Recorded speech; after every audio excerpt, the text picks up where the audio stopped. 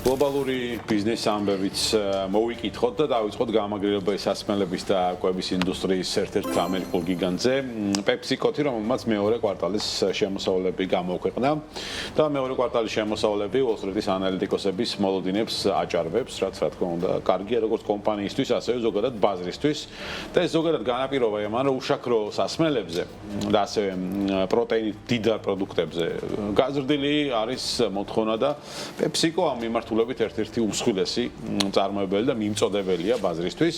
არსებული ინფორმაციით კომპანიის კვარტალურმა შემოსავალმა გასული წლის ანალოგიურ პერიოდთან შედარებით 6.4% მოიმატა და შეადგინა 24 მილიარდ 180 მილიონი დოლარი.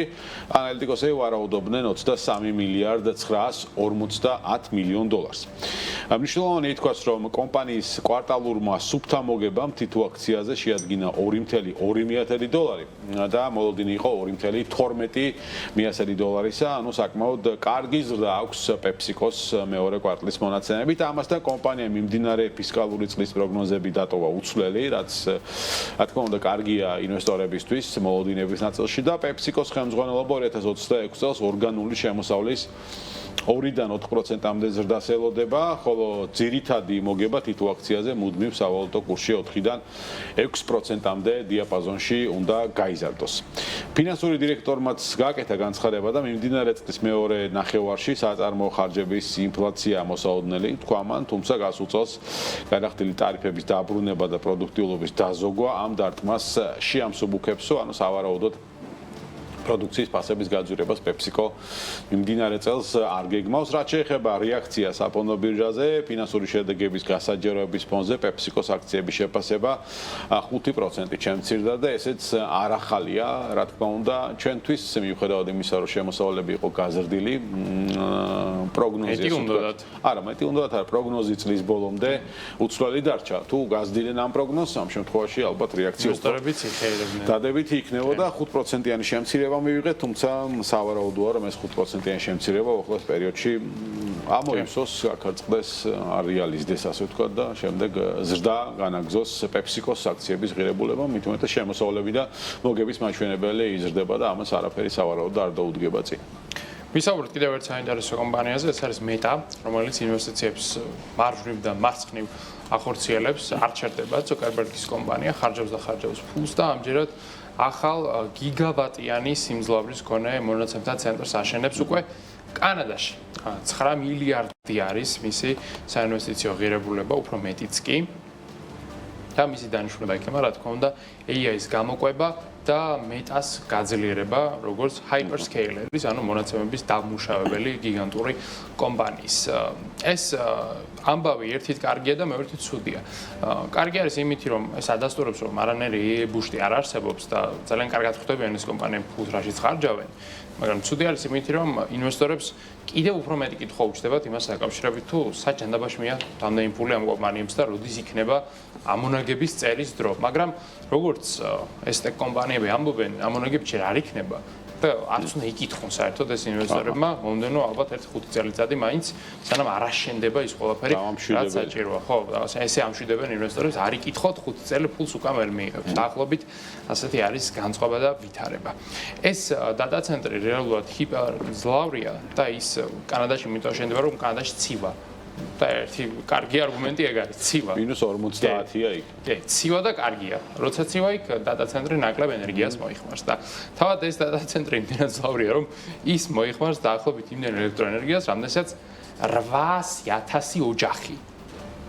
აი ეგეთი დატა ცენტრი აშენდება, მოკლედ სამეზობლოში, ვისაც კი უნდა ჰქონოდა ელექტროენერგია, მათ ელექტროენერგიასაც ეს დატა ცენტრი შეჭამს. შეიძლება ამას პროტესტიც კი მოყვეს, ეს იმდენად დიდი დატა ცენტრია და თან იმას თუ გავითვალისწინებთ, ხალხს აღარ ეხატება Google-ზე პრინციპში მონაცემთა ცენტრების შენებლობა, ის ხმაური ელექტროენერგიის გაძვირება, ბუნებასაც აზიანებსო, აბუბენ და დიდად ყვაყოფილები არ არიან. ექნება რაღაცა. ექნება აუცილებლად ბუნებაზე და შეიძლება პროტესტიც გამოიწვიოს ამ კუთხით, თუმცა Meta მაინც ამბობს, რომ ავაშენებთ კიდე არ გინდათ თუ აქ არ მოგცემთ უფლებას წავიღებთ კოსმოსშიო და ხო, დასაქმების ნაწილშიც მშენებლობის ეტაპზე ალბათ მეც სამუშაო ადგილს ქმნის, მაგრამ ჯამში ხა დატა ცენტრის მუშაობას იმდენი ათასობით ადამიანი არ სჭირდება. 100 ადამიანი ყოფნის. ავტოქარხნის ან ნებისმიერი სხვა წარმოების. მიუხედავად იმისა, რომ იქაც რობოტიზებულია ყველაფერი, მაგრამ დატა ცენტრის მუშაობას ალბათ რამდენიმე ათეული ადამიანი ეყოფა ხო, ეგეც ტექნიკური ცოდნის მქონე ადამიანები. კომპეტენცია ვისაც აქვს ტექნიკური ცოდნის ადამიანები, თორე ხა იქ ასაწყობი და გადასაწყობი და ყოველდღიური რუტინული ესეთი ხელით სამუშაო, რა თქმა უნდა, არ იქნება.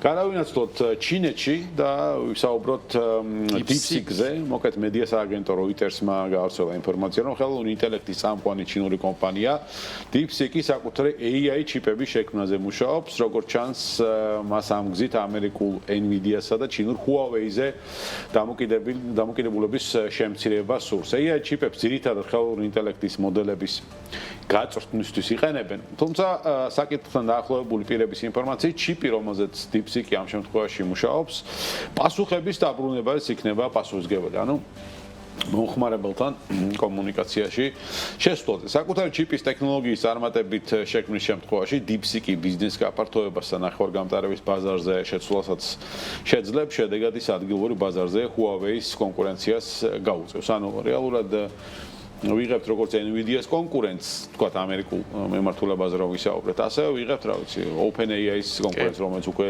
აქამდე იყო, რაღაცა სხვა AI მოდელების კონკურენცია, ანუ DeepSeek სერიოზული გეგმები აქვს. ეხლა ჩინეთის მიმართულებაზე რომ ვიმსჯელოთ, კი Huawei ერთ-ერთი მოწინავეა, თუმცა რა თქმა უნდა ჩინეთის მთავრობა და არც კერძო სექტორი არ იტყვის იმაზე უარს, რომ Huawei შიდა ბაზარზე წავდეს. ხო, კონკურენტი და გლობალურადაც რა თქმა უნდა DeepSeek-მა დაიკავოს რაღაც საკუთარი ადგილი და Nvidia მაქსიმალურად შეავიწრო, რადგან გლობალურად Nvidia საკმაოდ დიდი ფორით ლიდერობს.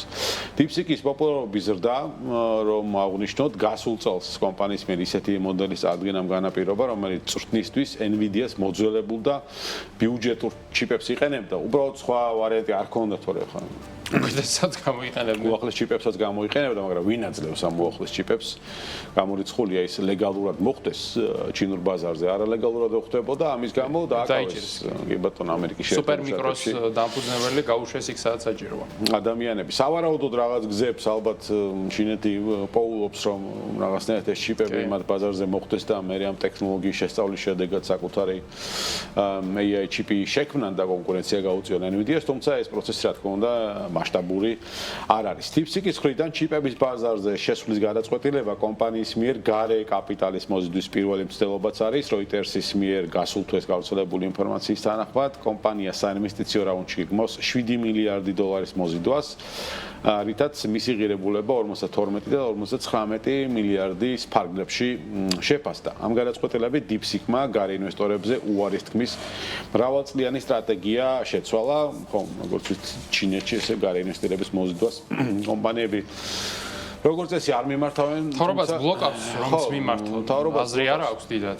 აგერ მეტას ხელიდან გააგდებინეს QAI. კი ბატონო, თუმცა DeepSeek-ს სურს ამის მიღება და სავარაუდოდ მისი პოზიციებიდან გამომდინარე, თავრობას რომ მწვანე შუქი არაერთო DeepSeek-ი რა თქმა უნდა ამ საინვესტიციო რაუნდს რა თქმა უნდა არ გამოაცხადებდა.